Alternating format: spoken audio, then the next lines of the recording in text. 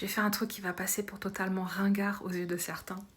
J'ai ressorti les DVD pour mes enfants. Sauf que quand tu vas voir pourquoi, tu vas peut-être changer d'avis toi aussi. Alors parce que oui, c'est plus simple de mettre une vidéo sur une tablette, un téléphone, une plateforme, enfin bref.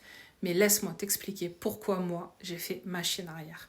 Alors déjà, sur YouTube, dès qu'une vidéo se termine, l'algorithme va enchaîner automatiquement sur une autre, et une autre, et une autre. Résultat, l'enfant ne va jamais s'arrêter, il reste scotché, et puis bah nous, on ne voit pas le temps passer.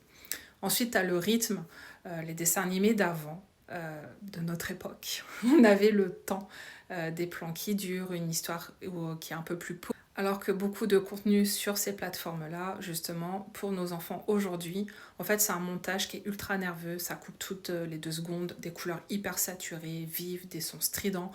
Bref, concrètement, ça va surstimuler le cerveau de nos enfants. Et après, on va s'étonner qu'ils ont du mal à se poser.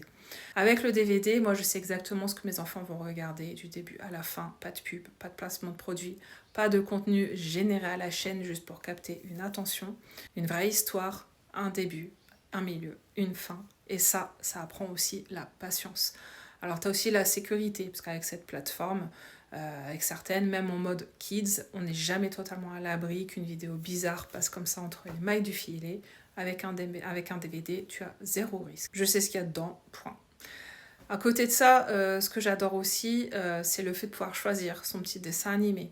Il y a une petite collection, ça crée un petit pas de wifi, pas de notification, pas de clic accidentel vers autre chose. Et franchement, ça fait aussi plaisir de transmettre les dessins animés que moi-même j'ai pu voir étant petite. Alors attention, il n'y a pas que les écrans, évidemment, à petite dose.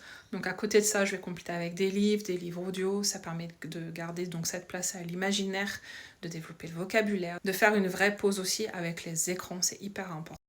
Et ça reste un bon compromis, un bon équilibre pour aussi occuper les enfants.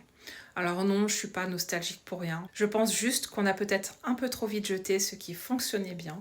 Et toi, t'en es où avec les écrans à la maison ?